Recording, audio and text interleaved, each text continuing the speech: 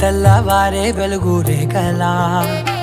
పచ్చ పచ్చ పచ్చి మట్టి బొమ్మలా అల్లి బిల్లి వెన్న పాల నురగలా అచ్చ తెలుగు ఇంటి పూల కొమ్మలా దేవదేవుడే పంపగా ఇలా దేవతే మా ఇంట అడుగే పెట్టెనంట బ్రహ్మ కళ్ళలో కాంతులే మా అమ్మలా మా కోసం మళ్ళీ లాలి పాడేనంట.